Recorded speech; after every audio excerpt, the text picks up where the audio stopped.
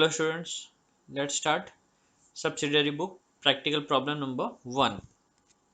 चलिए स्टूडेंट देखते हैं क्या दिया हुआ क्वेश्चन में। Prepared 2 column cash book with the help of the following information for January 2018। तो स्टूडेंट हमें 2 कॉलम कैश बुक प्रिपेयर करने के लिए कहा गया हुआ है, ठीक है ना। तो 2 कॉलम कैश बुक का फॉर्मेट कैसा होता है, चलिए पहला वो देखते हैं, ठीक है। तो ये रहा हमारा फॉर्मेट। सबसे पहले आपको हेडिंग में लिखना है इन द बुक्स ऑफ, किसकी बुक्स में आप ये एंट्री पास कर रहे हो। सेकेंडली आपको लिखना है cash book with cash column and bank column, ठीक है ना। तो 2 कॉलम का मतलब क्या स्टूडेंट, कैश कॉलम और बैंक कॉलम, ठीक है। इसीलिए से हम 2 कॉलम कैश बुक कहते हैं, ठीक है। तो आप देख सकते हो फॉर्मेट में सबसे पहले आपको डेट लिखना है, ठीक है, जैसे हम नॉर्मल लेजर में लिखते हैं। Okay, next receipt, debit side जो होता है हमारा रिसिप्ट साइड होता है, ठीक है। Next R number, R number मतलब स्टूडेंट रिसिप्ट नंबर लिखना होता है, ठीक है। वाउचर पे जो नंबर होता है, रिसिप्ट वाउचर पे नंबर, वो नंबर हमें यहाँ पे नोट करना होता है। नेक्स्ट है हमारा लेजर फोलियो। ओके, अभी यहाँ पे लेजर फोलियो क्यों है स्टूडेंट, क्योंकि ये हमारा जर्नल भी है और लेजर भी है, ठीक है। 2 कॉलम कैश बुक हमारा जर्नल भी होता है और लेजर भी होता है, करेक्ट। तो इसीलिए जो भी हम अकाउंट यहाँ पे लिखेंगे स्टूडेंट, उसका लेजर फोलियो नंबर भी लिखना पड़ेगा ताकि दूसरा इफेक्ट कहाँ पर है वो हमें पता चले। Okay, next is cash column and bank column, ठीक है। इस तरीके से स्टूडेंट टोटल जो हमारे कॉलम्स है वो हो जाएंगे 6 कॉलम्स आपके लेफ्ट हैंड साइड में होगी और 6 कॉलम आपके राइट हैंड साइड में होगी, ठीक है।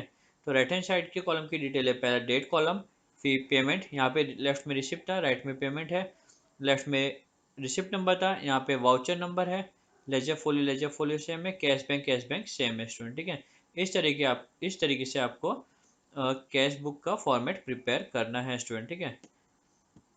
और कैश बुक को हम लोग जर्नल वाउचर भी बोलते हैं, जर्नल भी बोलते हैं और लेजर भी बोलते हैं, आपने ये थ्योरी में पढ़ा होगा, ठीक है।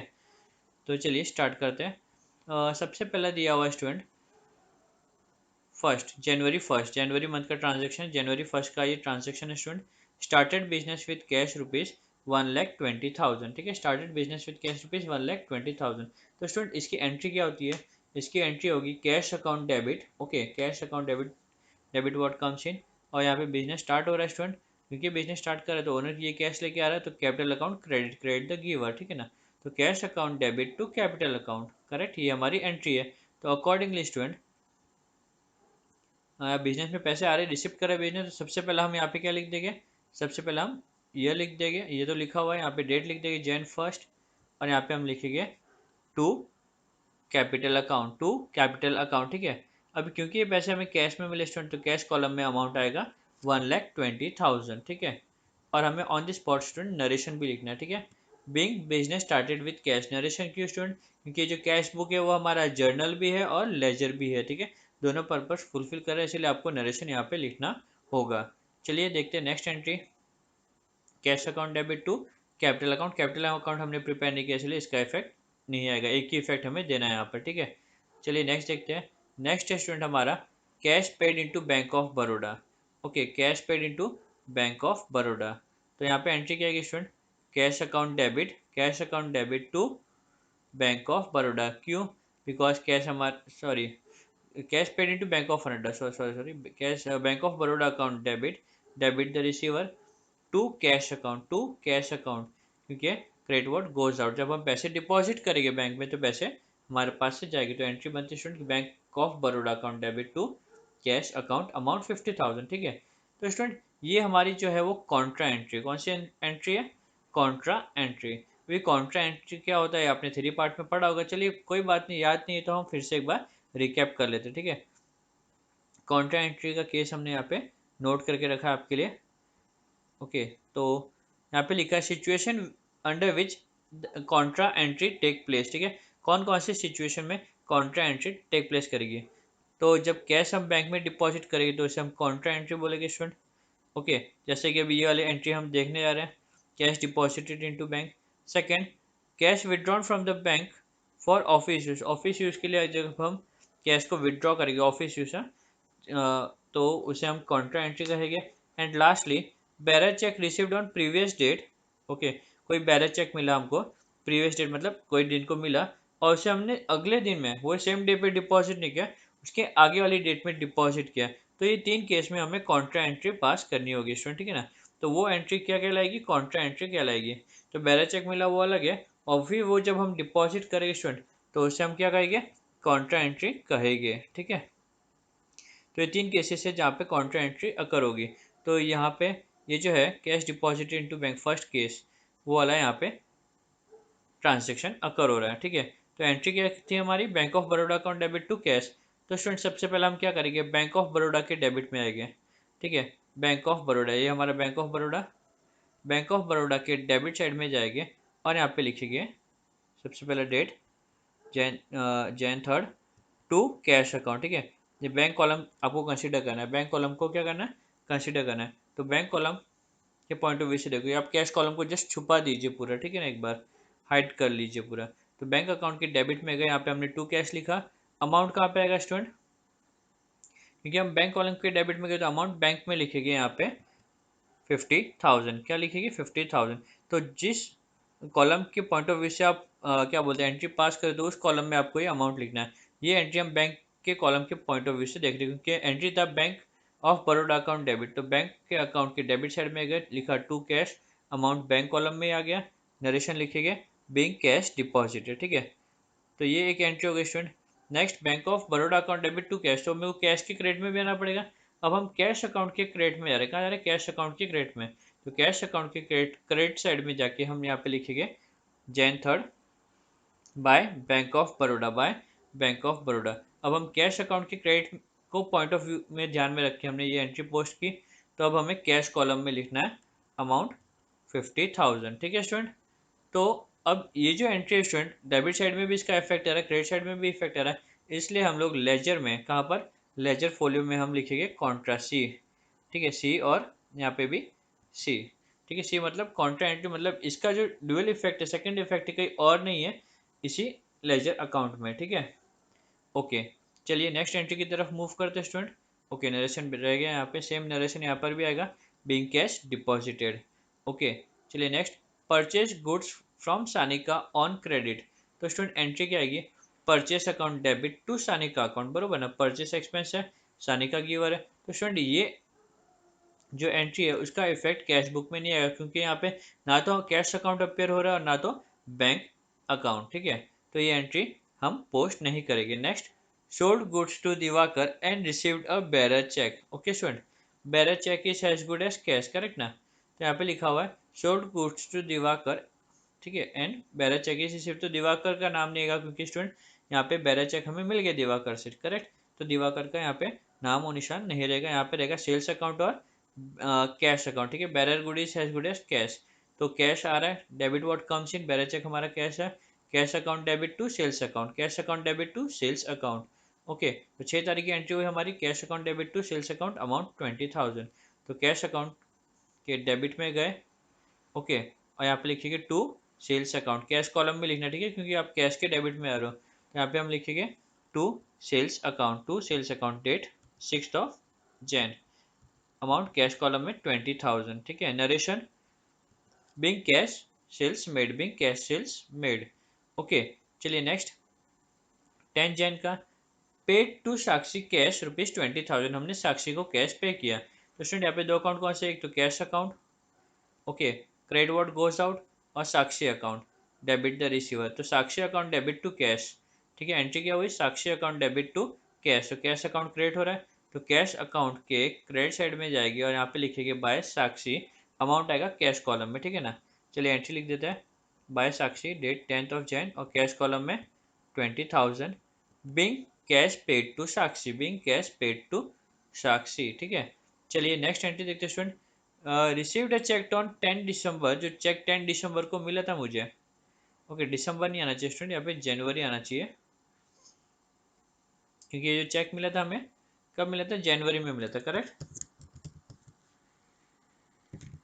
सॉरी यार, 10 January, received a cheque on January 6, sorry January 6, 2018, deposited into bank. तो ये जो चेक मिला था स्टूडेंट, बेरा चेक, ये चेक हम क्या कर रहे हैं अभी, बैंक में डिपॉजिट कर रहे हैं। ठीक है, ये चेक हम क्या कर रहे हैं, बैंक में डिपॉजिट कर रहे हैं। और हमने कॉन्ट्रा एंट्री का रूल देखा था स्टूडेंट, क्या था कॉन्ट्रा एंट्री का रूल, कि जब आप बेरा चेक, सॉरी, जब आप चेक बेरा check received on previous day कोई बैरा चेक आपको प्रीवियस डे मिला था और अगर आप उसे बैंक में डिपॉजिट करते हो तो वो हमारा कॉन्ट्रा एंट्री कहलाएगा स्टूडेंट, ठीक है ना।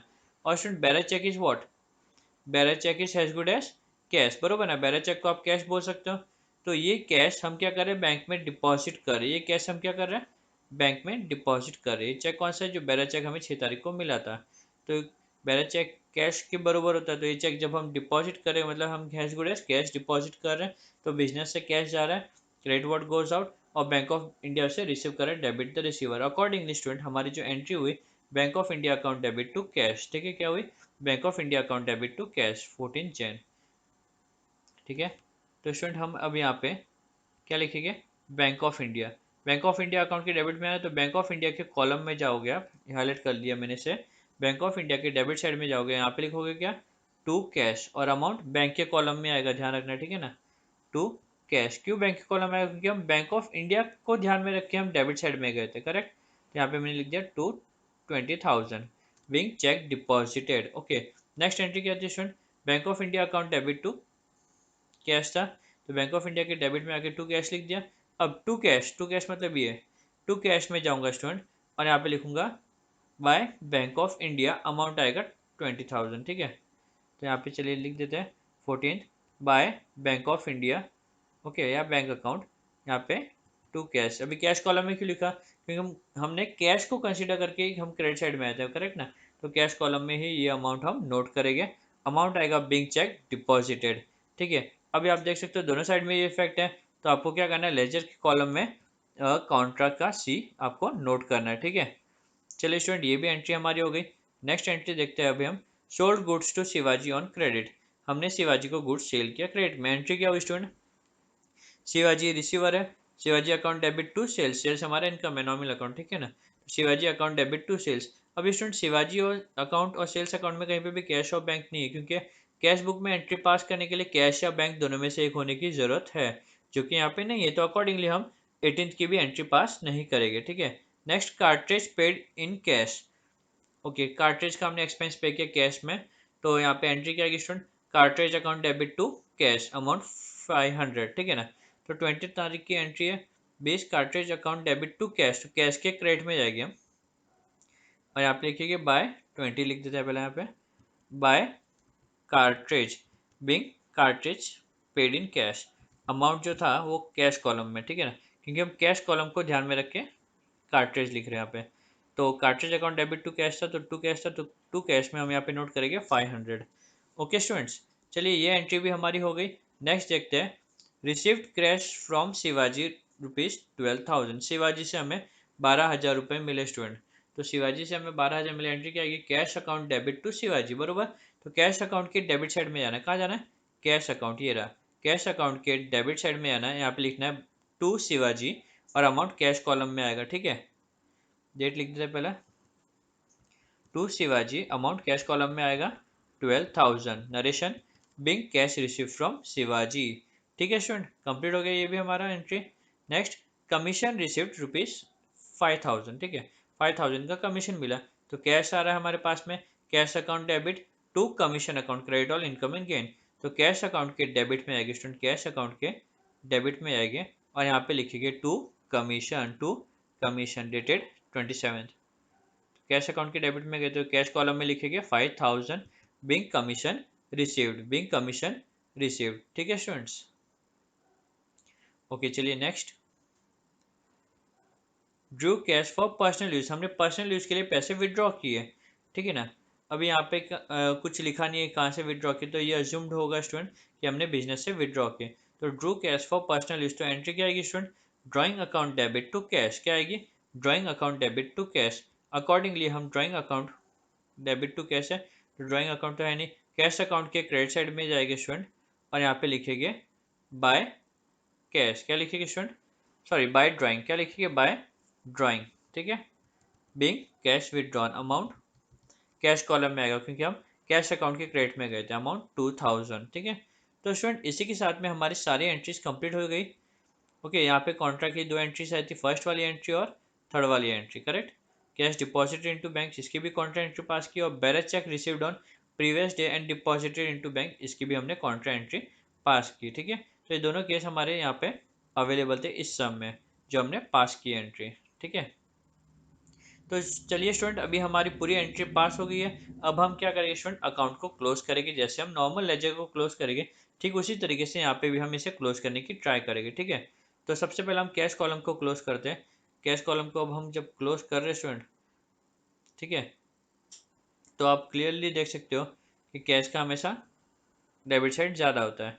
तो कैश अमाउंट का टोटल आ रहा है 1,57,000। इसी को हम यहाँ पे नोट कर लेंगे 1,57,000। अब आप 1,57,000 में से 92,500 माइनस करोगे तो स्टूडेंट आपको क्या मिल जाएगा, बैलेंस मिल जाएगा। ठीक है, बैलेंस मिल जाएगा। बैलेंस है हमारा 64,500। कैश कॉलम को क्लोज कर दिया। अब हम मूव करते हैं बैंक कॉलम को। बैंक कॉलम को क्लोज करिए तो स्टूडेंट क्लियरली दिख रहा है यहाँ पे कि हमारा डेबिट साइड हैवी है और वो है 70,000।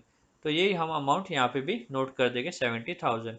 जो डिफरेंस है उसे भी हम नोट कर देते हैं 70,000। ठीक है स्टूडेंट, तो ये हमने डिफरेंस नोट कर दिया। ये डिफरेंस को हम कहेंगे by balance carried down. By balance carried down, ये लास्ट डेट ऑफ जैन को होगा जो कि 31st। ठीक है, तो स्टूडेंट ये जो बैलेंस है ये हमारा कौन सा बैलेंस है, डेबिट बैलेंस। अब क्योंकि ये हमारा डेबिट बैलेंस है तो फेब मंथ के एंट्री जब हम पोस्ट करेंगे तो डेबिट साइड में पोस्ट करेंगे। ठीक है, कैश कॉलम की डेबिट साइड में पोस्ट करेंगे Feb 1 to balance brought down, और ये दोनों अमाउंट से हम यहाँ पे नोट कर देंगे स्टूडेंट। ठीक है, तो स्टूडेंट इसी के साथ में हमारा ये सब यहाँ पे कंप्लीट होता है। ठीक है,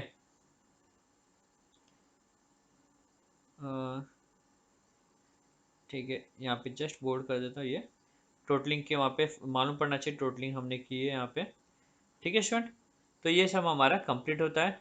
अगर आपको ये अच्छा लगा स्टूडेंट लेक्चर तो please like this video, share with your friend and don't forget to subscribe the channel अगर आपने अब तक चैनल सब्सक्राइब नहीं किया है तो। ठीक है स्टूडेंट्स, थैंक यू। चलिए मिलते हैं नेक्स्ट लेक्चर में।